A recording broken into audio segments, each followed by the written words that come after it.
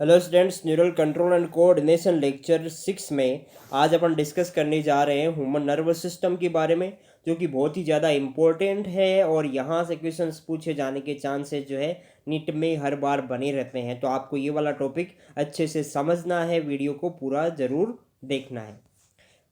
इससे पहले मैं आपको बता दूं कि लेक्चर 1 से लेके 5 तक अपन ने बहुत सी ऐसी इंपॉर्टेंट इन्फॉर्मेशन थी इस चैप्टर के बारे में जो डिस्कस की है।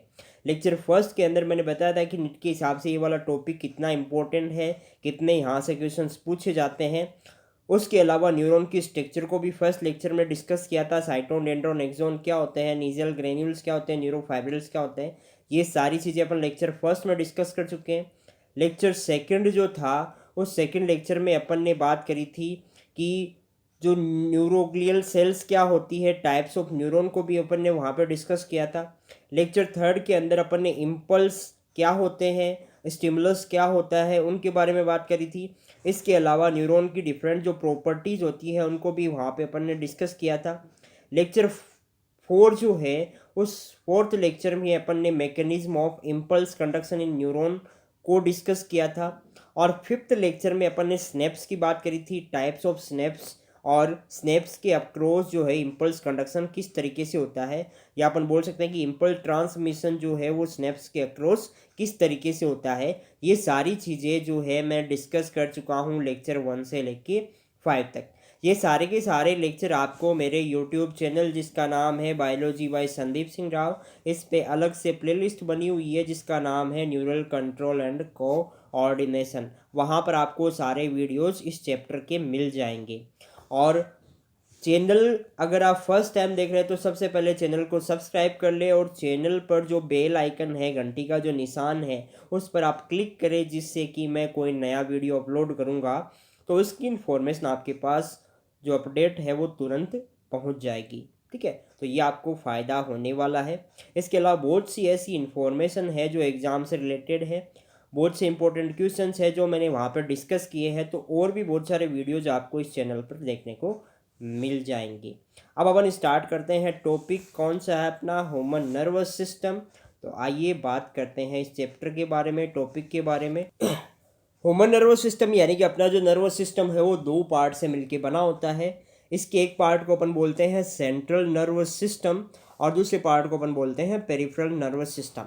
अब इस सेंट्रल नर्वस सिस्टम और पेरिफेरल नर्वस सिस्टम का मतलब क्या है वो चीज़ देखते हैं। सेंट्रल नर्वस सिस्टम जो होता है वो नर्वस सिस्टम का मेन पार्ट होता है, मेन कंट्रोल सेंटर होता है, और ये पूरी बॉडी के अंदर जो फंक्शनिंग होती है उसको ये कंट्रोल करता है। यानी फाइनल जो एक्शन लेना होता है वो सेंट्रल नर्वस सिस्टम को ही लेना होता है। अब इसको सेंट्रल नर्वस सिस्टम क्यों बोला? सेंट्रल का मतलब होता है मिड में या सेंटर में। ठीक है, तो यहाँ पर अपन बात करें कि ये वाला जो नर्वस सिस्टम का पार्ट होता है ये बॉडी की मिड एक्सिस पे प्रेजेंट होता है। कहाँ पे होता है? मिड डोर्सल एक्सिस पे प्रेजेंट होता है। अब मिड डोर्सल एक्सिस का मतलब क्या हुआ कि अगर अपन बात करें जिस तरफ अपना फेस होता है वो होती है वेंट्रल साइड, और बैक साइड वाला कौन सा होता है? Dorsal side. ठीक है, और ये वाली जो एक्सिस ऊपर से नीचे तक लॉन्गिट्यूडनल जो एक्सिस होती है, ये यहाँ से जो नीचे की ओर एक्सिस जा रही है इसको अपन बोलते हैं मिड एक्सिस। ठीक है, और सेंट्रल नर्वस सिस्टम जो होता है वो इसी एक्सिस में प्रेजेंट होता है। तो इसकी लोकेशन की आपसे बारे में, इसके लोकेशन के बारे में आपसे पूछ लिया जाए तो लोकेशन अपनी बॉडी में इसकी क्या होती है? मिड डोर्सल एक्सिस में ये प्रेजेंट होता है। कहाँ पे होता है? मिड डोर्सल एक्सिस में सेंट्रल नर्वस सिस्टम प्रेजेंट होता है। और सेंट्रल नर्वस सिस्टम के दो पार्ट होते हैं। इसके एंटीरियर पार्ट को अपन ब्रेन बोलते हैं, और जो रिमेनिंग पार्ट होता है, जो बचा हुआ पार्ट है, उसको अपन बोलते हैं स्पाइनल कॉर्ड। अब एक चीज़ देखिए, एंटीरियर पार्ट का मतलब जो अपने फेस के पास जो पार्ट प्रेजेंट है, हेड के पास जो पार्ट प्रेजेंट है, उसको अपन क्या बोल देंगे? Anterior part. तो एंटीरियर पार्ट में यहाँ पर क्या होगा? ब्रेन है, और ये रिमेनिंग पार्ट है, इसको अपन क्या बोलते हैं? Spinal cord. जब एम्ब्रियोनिक डेवलपमेंट चलता है तो एम्ब्रियोनिक डेवलपमेंट के दौरान जब फिटस बनता है तो फिटस के अंदर क्या होता है? एक न्यूरल ट्यूब बनती है उसकी बॉडी के डोर्सल साइड में। ये आप देख सकते हो कि इस तरफ फेस वाला पार्ट है और ये डोर्सल पार्ट है। ठीक है, यहाँ पर आप एक चीज़ देख सकते हो कि ये वाली जो स्ट्रक्चर बन रही है इसको अपन बोलते हैं यहाँ पर न्यूरल ट्यूब। और ये न्यूरल ट्यूब जब डेवलपमेंट चलता रहता है तो डेवलपमेंट के दौरान यहाँ पर इसका जो एंटीरियर पार्ट है यानी यहाँ पर जो पार्ट प्रेजेंट था वो तो ब्रेन बना लेगा, और जो रिमेनिंग पार्ट है वो क्या बना लेगा, स्पाइनल कॉर्ड का फॉर्मेशन करता है। अब एक चीज़ आप यहाँ पे देखो कि ये न्यूरल ट्यूब है, ये यहाँ पे न्यूरल ट्यूब है, इसमें ये एंटीरियर पार्ट है जो क्या बना रहा है, ब्रेन का फॉर्मेशन कर रहा है, और ये रिमेनिंग पार्ट है यहाँ से लेकर यहाँ तक का जो स्पाइनल कॉर्ड का फॉर्मेशन करता है। ठीक है, ये और ज़्यादा जब डेवलपमेंट हो जाता है तो ये वाला यहाँ पे ब्रेन ऐसा हो जाता है और ये स्पाइनल कॉर्ड बन जाती है। इसके अलावा जब फाइनल डेवलपमेंट होता है तो इसमें और ज़्यादा चेंजेस आपको यहाँ पर देखने को मिलते हैं। तो न्यूरल ट्यूब क्या होता है, न्यूरल ट्यूब एम्ब्रियोनिक डेवलपमेंट के दौरान एक ट्यूब बनती है डोर्सल सरफेस पे अपनी बॉडी के, और उस न्यूरल ट्यूब के एंटीरियर पार्ट से यानी जो पार्ट हेड की तरफ है उस पार्ट से क्या बनता है, उस पार्ट से ब्रेन का फॉर्मेशन होता है, और जो रिमेनिंग पार्ट बनता है उसको अपन बोलते हैं स्पाइनल कॉर्ड। ठीक है, उसके बाद एक चीज़ देखो, सेकंड पार्ट जो ह्यूमन नर्वस सिस्टम का है वो है पेरिफेरल नर्वस सिस्टम। पेरिफेरल यानी लेटरल बात की अपन बात करते हैं, पेरीफ्री की बात करते हैं, लेटरल साइड की बात करते हैं। तो अपनी बॉडी में जो सेंट्रल मिड सेंट्रल एक्सिस जो थी या मिड डोर्सल एक्सिस की अपन बात करें तो मिड डोर्सल एक्सिस में जो नर्वस सिस्टम का पार्ट था वो तो सेंट्रल नर्वस सिस्टम हो गया, मेन कंट्रोल सेंटर यहाँ पर हो जाता है, और उससे स्मॉल साइज की बहुत सारी ब्रांचेज आपको देखने को मिलती है, और ये ब्रांचेस बॉडी के डिफरेंट पार्ट के अंदर मूव करती है। ठीक है, ये वाली जो ब्रांचेस होती है वो बॉडी के डिफरेंट पार्ट से सिग्नल लाने और ले जाने का काम करती है, और फाइनल सिग्नल ला के देती है सेंट्रल नर्वस सिस्टम को। सेंट्रल नर्वस सिस्टम उस पर एक्शन लेता है और फंक्शनिंग के लिए वापस जो है डिफरेंट बॉडी ऑर्गन को या डिफरेंट बॉडी पार्ट को जो है वो सिग्नल भेजता है। तो सेंट्रल नर्वस सिस्टम से जो नर्वस सिस्टम का पार्ट पूरी बॉडी के अंदर फैला हुआ है उसको अपन क्या बोल देंगे, पेरिफेरल नर्वस सिस्टम। पेरिफेरल का मतलब पेरीफ्री की ओर प्रेजेंट है, लेटरल साइड में प्रेजेंट है। ठीक है, तो सेंट्रल नर्वस सिस्टम से लेटरल साइड में जो ब्रांचेस निकली हुई है नर्वस सिस्टम की उनको कलेक्टिवली अपन बोल देंगे peripheral nervous system. Peripheral nervous system दो सिस्टम से मिलके बना होता है, इसमें दो पार्ट होते हैं, एक तो होता है सोमेटिक नर्वस सिस्टम और दूसरा होता है ऑटोनॉमिक नर्वस सिस्टम जिसको अपन एएनएस बोलते हैं। सोमेटिक नर्वस सिस्टम यानी एसएनएस, सोमेटिक का मतलब होता है सोमेटिक मसल से अपन यहाँ पे लेके चलेंगे। सोमेटिक मसल यानी कि स्केलेटल मसल, अपनी बॉडी की जो स्केलेटल कंपोनेंट्स होते हैं उनके साथ जो मसल्स जुड़े रहते हैं उनकी अगर अपन बात करें तो उन मसल्स को सिग्नल लाने ले जाने का वहाँ तक जो काम करता है उसको अपन बोलते हैं सोमेटिक नर्वस सिस्टम। क्या बोलते हैं उसको, सोमेटिक नर्वस सिस्टम। और ऑटोनॉमिक नर्वस सिस्टम क्या करता है, अपनी बॉडी में जो ऑटोनोमस ऑर्गन्स होते हैं, ऑटोनोमस का मतलब इंटरनल जो विस्ट्रल ऑर्गन्स होते हैं जिन पर अपना वॉलंटरी कंट्रोल नहीं होता, उनकी अपन बात करें तो उनसे सिग्नल सेंट्रल नर्वस सिस्टम के पास सिग्नल लाने ले जाने का काम कौन करता है, एएनएस करता है। या अपन बोल सकते हैं कि जो ऑटोनॉमिक ऑर्गन्स होते हैं, विसरल ऑर्गन्स होते हैं, उनको कंट्रोल कौन करता है, ऑटोनॉमिक नर्वस सिस्टम। उसमें जो एक्टिविटीज़ होती है उनको कंट्रोल करने का काम कौन करता है, autonomic nervous system. Autonomous organ अपन विसरल ऑर्गन्स को बोलते हैं, इंटरनल जो ऑर्गन्स अपनी बॉडी में होते हैं उन पर अपनी बॉडी का वॉलेंट्री कंट्रोल नहीं होता, तो एएनएस जो है उनको कंट्रोल करने का काम करता है। और ऑटोनॉमिक नर्वस सिस्टम को ही अपन क्या बोल सकते हैं, विसरल नर्वस सिस्टम भी इसको बोला जा सकता है, क्योंकि विसरल ऑर्गन्स को ये कंट्रोल करता है। सोमेटिक नर्वस सिस्टम के अंदर दो पार्ट आते हैं, क्रेनियल नर्व, क्रेनियल यहाँ पे जो वर्ड है वो जनरली ब्रेन के लिए यूज़ किया जाएगा, ध्यान रखना, इसके बारे में अपन आगे और डिस्कस करने वाले हैं। क्रेनियल नर्व क्या होती है, वो नर्व होती है जो क्रेनियम से डायरेक्ट निकलती है। ठीक है, तो उनको बोलते हैं अपन क्रेनियल नर्व। स्पाइनल नर्व जो है वो क्या करती है, स्पाइनल कोड से इमर्ज होती है, वहाँ से ये वाली नर्व जो है वो निकलती है। तो क्रेनियल नर्व और स्पाइनल नर्व की अपन बात करें तो ये सोमेटिक नर्वस सिस्टम का पार्ट होती है, और ऑटोनोमिक नर्वस सिस्टम यानी एएनएस जो है वो सिंपैथेटिक और पैरासिम्पैथेटिक नर्वस सिस्टम से मिलके बना होता है। अब ये सिंपैथेटिक और पैरासिम्पैथेटिक नर्वस सिस्टम क्या होते हैं? SNS, ANS, brain, spinal cord, इनके बारे में डिटेल से अपन आगे पढ़ने वाले हैं। तो ठीक है, आपको थोड़ा सा यहाँ पर क्या ध्यान रखना है? आपको ध्यान रखना है कि ह्यूमन नर्वस सिस्टम के दो मेन पार्ट है। एक तो हो गया सेंट्रल नर्वस सिस्टम सीएनएस, और दूसरा होता है पेरिफेरल नर्वस सिस्टम जिसको अपन बोलते हैं पीएनएस। तो CNS and PNS human nervous system बनाते हैं, जिसमें सीएनएस जो है वो ब्रेन और स्पाइनल कोड से मिलकर बना होता है और बॉडी के मिड डोर्सल एक्सिस में ये प्रेजेंट होता है। आपको पता है कि ब्रेन जो है वो यहाँ पर अपने बोन का बना हुआ एक कवर होता है जिसको अपन बोलते हैं क्रेनियम, उसमें प्रोटेक्टेड रहता है और इससे नीचे की ओर यहाँ पे स्पाइनल कोड निकलती है बैक साइड में, जो प्रोटेक्टेड रहती है किससे? वर्टिब्रल कॉलम से। तो ब्रेन और स्पाइनल कोड की अपन बात करें तो ये दोनों कहाँ किसके पार्ट होते हैं? सेंट्रल नर्वस सिस्टम के, और ये बॉडी के मिड डोर्सल एक्सिस में प्रेजेंट होता है। कई बार आपसे पूछ लिया जाता है तो ध्यान रखना, सेंट्रल नर्वस सिस्टम कहाँ पे होता है? मिड डोर्सल एक्सिस पे प्रेजेंट होता है बॉडी में। उसके बाद पेरिफेरल नर्वस सिस्टम की बात करें तो ध्यान रखना दो पार्ट है, एसएनएस और एएनएस। एसएनएस की बात करें क्रेनियल और स्पाइनल नर्व से मिलकर बना होता है, और एएनएस की बात करें तो सिंपैथेटिक और पैरासिम्पैथेटिक नर्वस सिस्टम से मिलके बना होता है। यहाँ पर इतनी इन्फॉर्मेशन ही आपको याद रखनी है, इसके बारे में अपन इनको अलग से डिटेल से भी समझने वाले हैं, तो उसके बारे में आप चिंता ना करें। यहाँ पर एक डायग्राम दिया और उसमें समझाया हुआ कि सेंट्रल नर्वस सिस्टम कौन सा और पेरिफेरल नर्वस सिस्टम कौन सा है। ये ह्यूमन बॉडी को ये डायग्राम जो है रिप्रेजेंट कर रहा है। आप देख सकते हो कि ये यहाँ पर ब्रेन प्रेजेंट है और ब्रेन से नीचे की ओर यहाँ पर एक कोड लाइक स्ट्रक्चर होती है।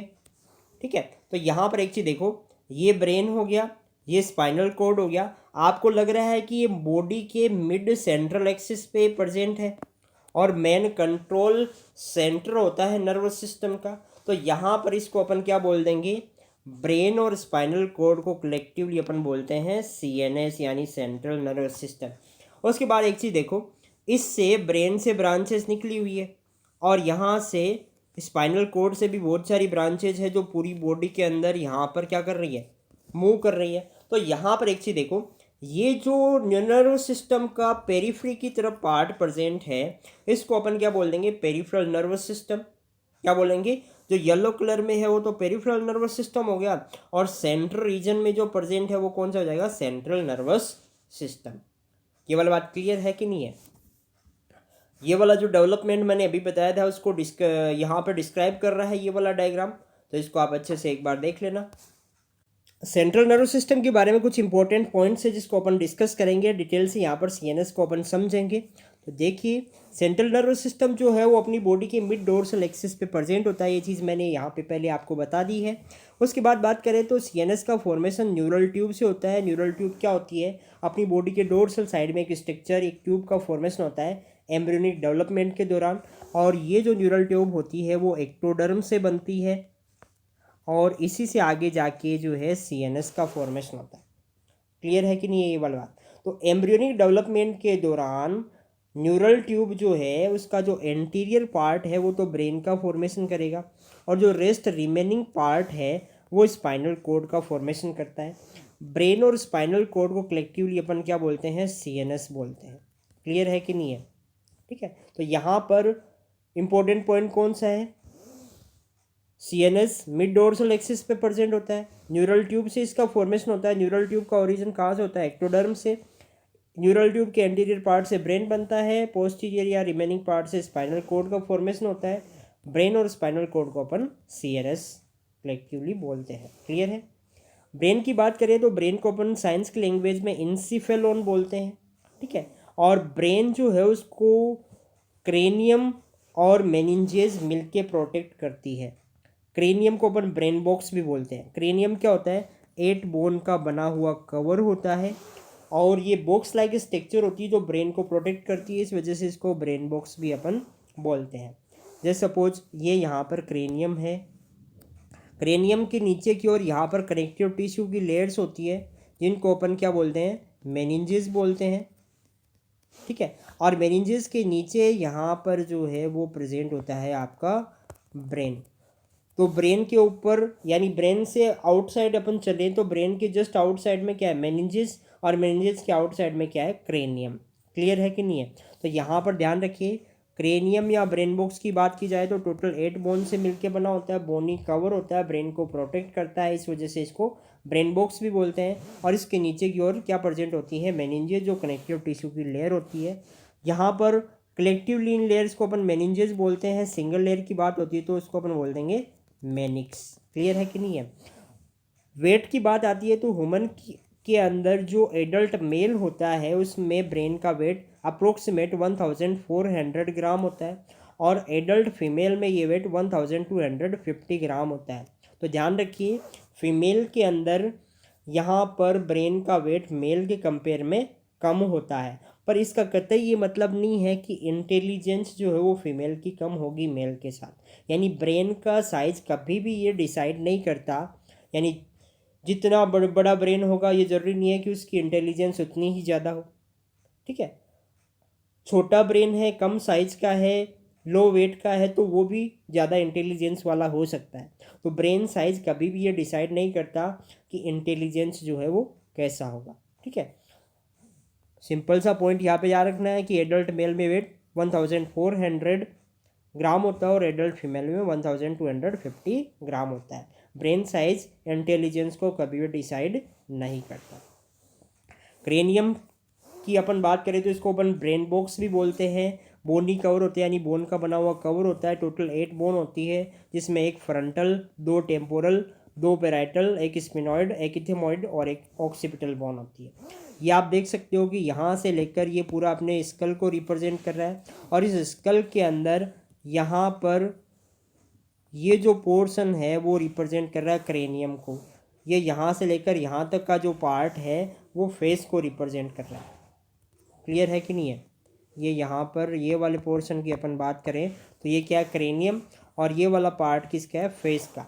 ठीक है, तो यहाँ पर एक चीज़ याद रखिए, फेस के अंदर टोटल 14 बोन होती है, क्रेनियम के अंदर कितनी होती है, 8 बोन प्रेजेंट होती है। क्लियर है ये वाली बात? अब यहाँ पर क्रेनियम की जो 8 बोन होती है वो मिलकर क्रेनियम का फॉर्मेशन करती है, ब्रेन बॉक्स का फॉर्मेशन करती है, और वो ब्रेन बॉक्स जो है ब्रेन को प्रोटेक्ट करने का काम करती है।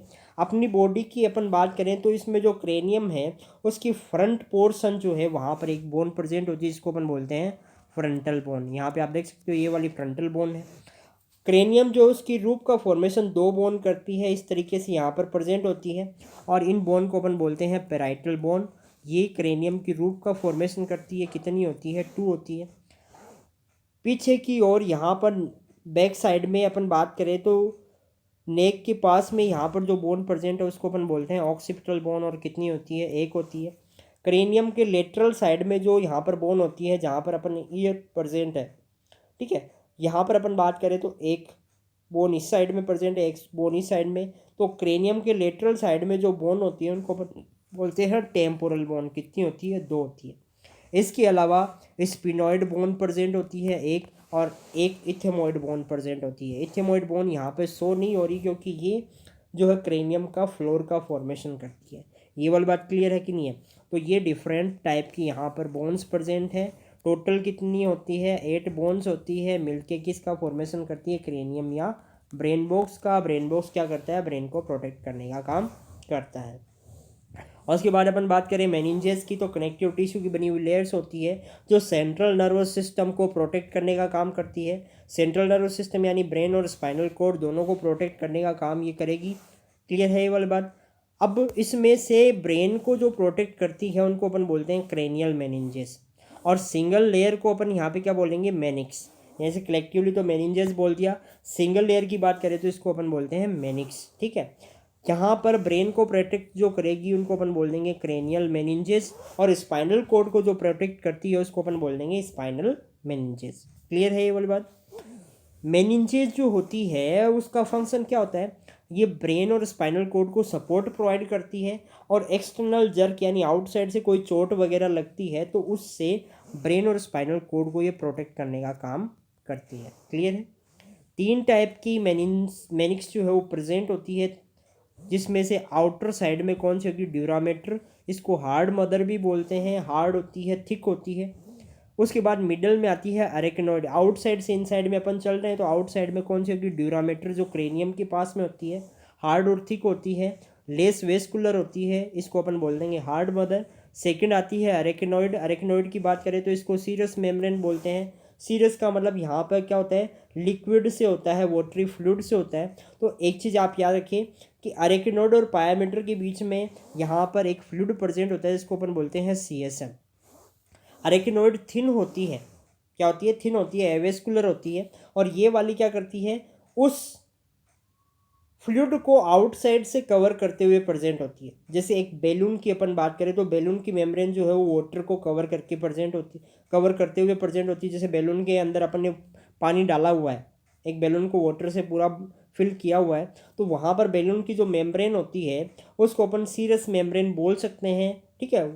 तो उसी तरीके से CSF जो है उसको कलेक्ट करने का काम, यानी उसको आउटसाइड से सराउंड करने का काम कौन करती है, अरेक्नोइड करती है। इस वजह से इसको अपन सीरस मेम्ब्रेन भी बोलते हैं। थर्ड मेम्ब्रेन जो है होती है पायामेटर, इसको अपन सॉफ्ट मदर भी होती है बोलते हैं। ये हाईली वेस्कुलर होती है, यानी इसके अंदर ब्लड सप्लाई ज़्यादा देखने को मिलती है, ठीक है।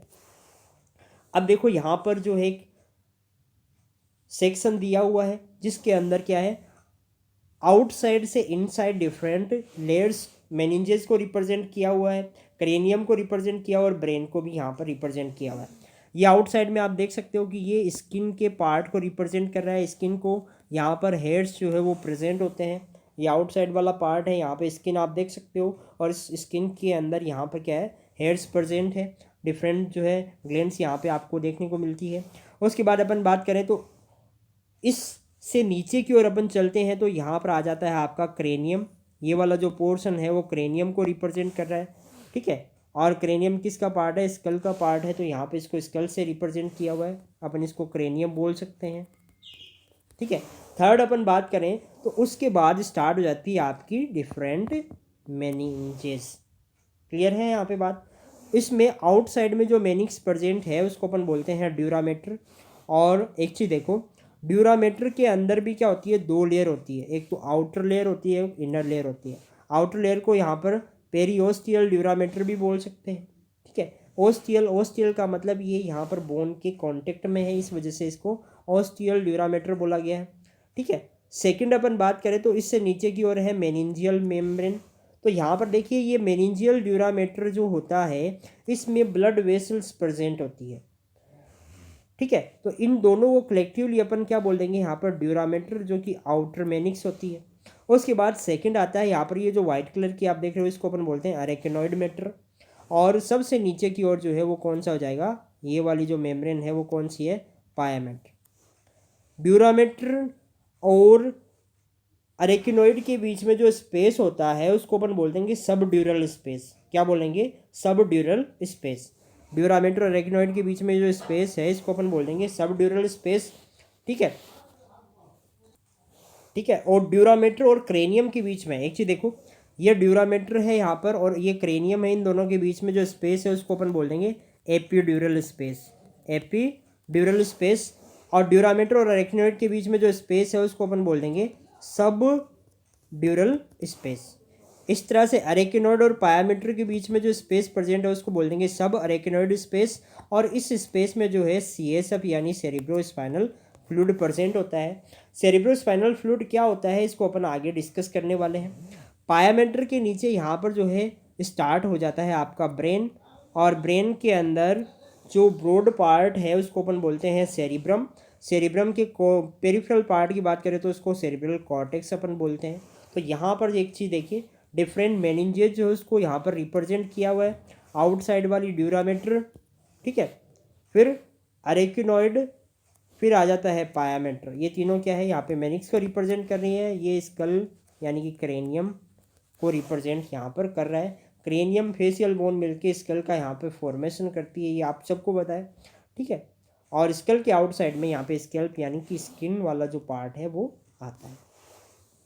ड्यूरामेटर की बात करें तो ये इस कांटेक्ट में होती है किसके, क्रेनियल बोन के साथ या क्रेनियम के कांटेक्ट में होती है। आउटर मोस्ट लेयर होती है हार्ड होती है और थिक होती है। लेस वेस्कुलर मेम्ब्रेन होती है। लेस वेस्कुलर का मतलब इसमें ब्लड सप्लाई जो है बहुत ही कम देखने को मिलती है, या अपन बोल सकते हैं कि तीनों लेयर के कंपेयर में यहाँ पर अगर ब्लड सप्लाई की बात करें तो सबसे ज़्यादा जो ब्लड वेसल्स या ब्लड सप्लाई होती है वो पायामीटर में होती है। उसके बाद ड्यूरामीटर में उसके कंपेयर में थोड़ी कम और ब्लड वेसल्स होती है, और अरेकिनॉइड जो होती है वो एवेस्कुलर होती है, उसके अंदर सबसे कम जो है ब्लड सप्लाई होती है। ड्यूरामीटर क्या होती है, लेस वेस्कुलर यहाँ पर होती है। ये कोलेजन फाइबर से मिलकर बना होता है, यानी कि फाइब्रस कनेक्टिव टिश्यू से इस लेयर का फॉर्मेशन होया हुआ होता है। ये 2 डिफरेंट लेयर से मिलकर बनी होती है, जिसमें आउटर लेयर को एंडोस्टियल बोलते हैं, जो बोन के कांटेक्ट में होती है, पेरोस्टियल भी इसको बोल सकते हैं। और इनर लेयर की बात करें तो इसको मेनिंजियल मेम्ब्रेन बोलते हैं। इसमें ब्लड वेसल्स जो है वो प्रेजेंट होती है, ठीक है। तो ध्यान रखिए इसी मेम्ब्रेन की वजह से ये क्या होती है, वेस्कुलर होती है, पर होती किस टाइप की है, लेस वेस्कुलर होती है। Inner meningeal layer contain blood filled cranial venous sinuses. तो ध्यान रखिएगा वेनस साइनसिस क्या होते हैं, यहाँ पर चेम्बर्स होते हैं स्मॉल साइज के जो ब्लड से फिल्ड रहते हैं। किस में प्रेजेंट होंगे, इनर मेनिंजियल मेम्ब्रेन में, ठीक है। ड्यूरामीटर और क्रेनियम के बीच में जो स्पेस होता है उसको अपन बोलते हैं एपिड्यूरल। एपी का मतलब अपॉन, ड्यूरामीटर के आउटसाइड में है तो क्या हो जाएगा, एपिड्यूरल स्पेस। एपिड्यूरल स्पेस जो है वो मेमल्स के अंदर एब्सेंट होता है, ये वाला पॉइंट इंपॉर्टेंट है, ध्यान रखिएगा। क्रेनियम और ड्यूरामीटर के बीच में जो स्पेस है वो एपिड्यूरल स्पेस हो जाता है, और मेमल्स के अंदर एपिड्यूरल स्पेस जो है वो एब्सेंट होता है। इस पॉइंट को ध्यान रखिएगा। सेकंड जो लेयर है वो कौन सी हो जाएगी, अरेकिनॉइड। अरेकिनॉइड की अपन बात करें मिडिल लेयर है, थिन होती है, एवेस्कुलर होती है, यानी इसमें ब्लड वेसल्स एब्सेंट होती है। क्लियर है, ये वाला पॉइंट इंपॉर्टेंट है। रेटिकुलर कनेक्टिव टिश्यू से ये वाली लेयर मिलकर बनी होती है, और मेमल्स के अंदर ही केवल मेमल्स के अंदर ये वाली लेयर आपको देखने को मिलती है। ये वाला पॉइंट इंपॉर्टेंट है। इस वजह से अपन बोल सकते हैं कि अरेकिनॉइड की प्रेजेंस जो है मेमल्स का एक करेक्टरिस्टिक फीचर भी होता है। क्लियर है ये वाली बात, यानी मेमल्स में ही ये वाली लेयर आपको देखने को मिलती है। ड्यूरामीटर और अरेकिनॉइड के बीच में जो स्पेस होता है उसको अपन बोलते हैं सब ड्यूरल स्पेस। क्या बोलते हैं, सब ड्यूरल स्पेस बोलते हैं। इसमें एक सीरस फ्लूइड यानी वाटरी फ्लूइड इसके अंदर एक प्रेजेंट होता है, जो ड्यूरामीटर और अरेकिनॉइड दोनों को मॉइस्ट यानी कि नम बनाए रखने का काम करता है। ये वाली बात क्लियर है कि नहीं है। और उसके बाद थर्ड आती है पायामीटर। पायामीटर की अपन बात करें तो पायामीटर जो है इनर मोस्ट लेयर होती है, सॉफ्ट होती है, इसी वजह से इसको सॉफ्ट मदर भी बोलते हैं। हाईली वेस्कुलर मेम्ब्रेन होती है। हाईली वेस्कुलर का मतलब इनमें जो ब्लड वेसल्स हैं वो सबसे ज़्यादा देखने को मिलती है। तीनों लेयर को कंपेयर करें तो तीनों लेयर में सबसे ज़्यादा वेस्कुलर कौन सी हो जाएगी, पायामीटर। उसके बाद उस पायामीटर से कम वेस्कुलर कौन सी है, ड्यूरामीटर। और सबसे कम वेस्कुलर या एवेस्कुलर जो है वो कौन सी हो जाएगी, अरेकिनॉइड। क्लियर है, तो थोड़ा सा ध्यान रखिएगा। यहाँ पर वेस्कुलरिटी जो है उसका ऑर्डर भी आपसे पूछा जाएगा। मोस्ट वेस्कुलर पायामीटर, उसके बाद उससे कम वेस्कुलर ड्यूरामीटर, और सबसे कम वेस्कुलर कौन सी हो जाएगी, अरेकिनॉइड हो जाएगी। अब एक चीज़ देखिए, जैसे मान लीजिए ये ब्रेन है, ठीक है। ब्रेन के आउटसाइड में यहाँ पर पायामीटर आ गया, फिर यहाँ पर जो है अरेकिनॉइड आ जाएगा, और सबसे आउटसाइड में यहाँ पर कौन सा है, ड्यूरामीटर। ये वाला कौन सा है, ड्यूरामीटर। इसकी बात करें तो ये वाला कौन सा है, अरेकिनॉइड। और ये वाले की बात करें ये कौन सा है, पायामीटर। और यहाँ पर ये जो है वो रिप्रेजेंट कर रहा है किसको, ब्रेन को। क्लियर है ये वाली बात। अब एक चीज़ देखिए, ये जो अरेकिनॉइड इसमें प्रेजेंट होता है, क्या होता है, ये जो अरेकिनॉइड यहाँ पर प्रेजेंट होता है, ये अरेकिनॉइड जो है वो ब्रेन में कुछ स्पेशल पॉइंट्स पे इन्वेजिनेट होता है। अरेकिनॉइड इस तरह से इन्वेजिनेट होगा, और इन्वेजिनेट होकर यहाँ पर स्ट्रक्चर्स का फॉर्मेशन करता है। इन स्ट्रक्चर्स को अपन क्या बोल देंगे, टीलाकोरोइडिया। क्या बोलेंगे इनको, टीलाकोरोइडिया अपन बोलते हैं। और ये जो टीलाकोरोइडिया होती है वो आगे जाके कुछ सेक लाइक या चेम्बर्स का फॉर्मेशन करती है। इन चेम्बर्स को अपन बोलते हैं कोरोइड प्लेक्सस। क्या बोलते हैं इनको, कोरोइड प्लेक्सस। और ये जो कोरोइड प्लेक्सस होते हैं इनका फंक्शन क्या होता है, इनका प्राइमरी फंक्शन होता है CSF यानी सेरिब्रो स्पाइनल फ्लूइड का प्रोडक्शन करना। तो ये आपसे पूछा जा सकता है कि सेरिब्रोस्पाइनल फ्लूइड का प्रोडक्शन कहाँ पर होता है, तो कोरोइड प्लेक्सस में इनका फॉर्मेशन होता है। कोरोइड प्लेक्सस का फॉर्मेशन कौन सी मेनिंग्स से होता है, कौन सी मेनिंग्स से होता है, तो पायामेटर से इसका फॉर्मेशन होता है। पायामेटर ब्रेन में स्पेशल जो साइट्स होती हैं, स्पेसिफिक साइट्स होती है, वहाँ पर इन्वेजिनेट होकर टीला कोरोइडिया बनाती है और टीला कोरोइडिया से फिर कोरोइड प्लेक्सस का फॉर्मेशन होता है। ठीक है, उसके बाद एक चीज़ देखो, पायामेटर और अरेकिनॉइड जहाँ पर एक दूसरे के साथ अटैच होती है, जैसे मान लो ये अरेकिनॉइड हो गया और ये यहाँ पर पायामेटर, तो ये स्पेशल पॉइंट में एक दूसरे के साथ यहाँ पर अटैच होगी और इनका जो अटैचमेंट है उनकी अपन बात करें तो इसको अपन बोलते हैं लेप्टोमेनिंजेस। क्या बोल देंगे, लेप्टोमेनिंजेस। क्लियर है ये वाली बात। कोरोइड प्लेक्सस जो होती है वो ब्लड कैपिलरीज और एपेंडाइमल टिश्यू से मिलकर बना होता है। ठीक है, किससे बना होता है, कोरोइड प्लेक्सस जो ब्लड कैपिलरीज और एपेंडिमल टिश्यू जो है उससे मिलकर बना होता है। एपेंडिमल जो टिश्यू होता है वो क्या होता है, ये ब्रेन और स्पाइनल कॉर्ड के अंदर जो स्पेस होता है, जो कैविटीज होती है, उनको कवर करने वाला टिश्यू को एपेंडिमल टिश्यू अपन बोलते हैं। और इसके अलावा ब्लड कैपिलरीज ये दोनों मिलकर कोरोइड प्लेक्सस का फॉर्मेशन करते हैं और कोरोइड प्लेक्सस का जो फंक्शन है वो क्या है, प्रोडक्शन ऑफ सीएस है। अरेकिनॉइड और पायामेटर के बीच में जो स्पेस है उसको अपन बोलते हैं सब अरेकिनॉइड स्पेस, और इस सब अरेकिनॉइड स्पेस के अंदर क्या होता है, सीएसएफ प्रेजेंट होता है। ध्यान रखिएगा, पूछा जा सकता है कि कौन से स्पेस में सीएसएफ प्रेजेंट होता है, तो सब अरेकिनॉइड स्पेस यानी अरेकिनॉइड और पायामेटर के बीच में जो स्पेस प्रेजेंट होता है वहाँ पर जो है सीएसएफ प्रेजेंट होता है। क्लियर है कि नहीं है ये वाली बात।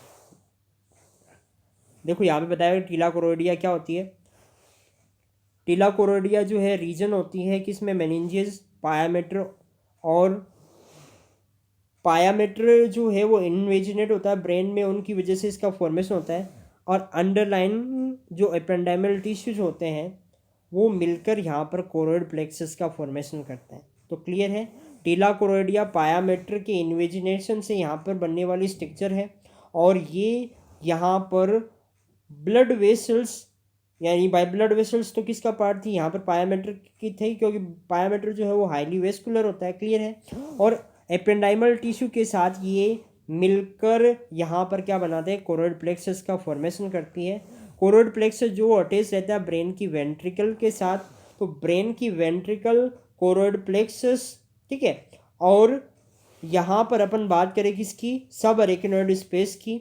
इसके अलावा स्पाइनल कॉर्ड के अंदर सेंट्रल में एक कैनाल प्रेजेंट होती है, इनमें सीएसएफ जो है वो प्रेजेंट होता है कोरोइड प्लेक्सस के अंदर, सब अरेकिनॉइड स्पेस के अंदर, ठीक है।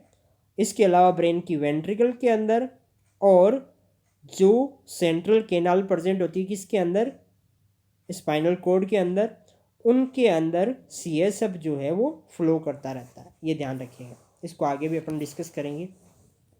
अब आ जाती है कि सीएसएफ क्या होता है, सेरिब्रो स्पाइनल फ्लूइड। नाम से यहाँ पे सो गया कि लिक्विड नेचर का होगा।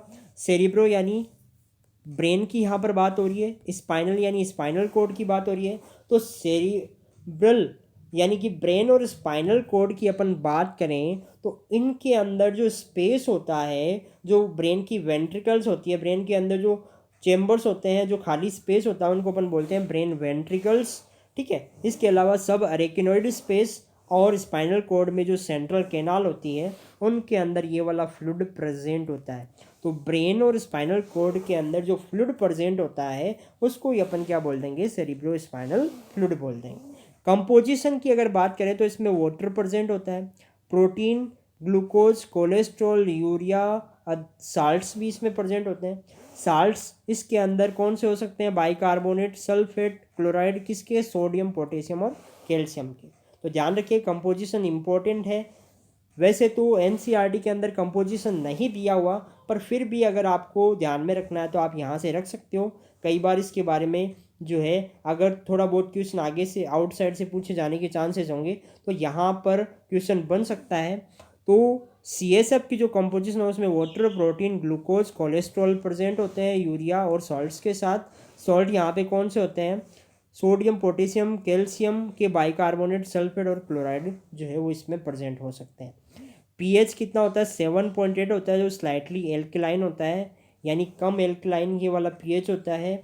और सिमिलरिटी ये शो करता है कि इसके साथ प्लाज्मा के साथ सीएनएस के अंदर एट ए टाइम, एक टाइम में 150 यानी 150 ml जो है सीएसएफ प्रेजेंट होता है।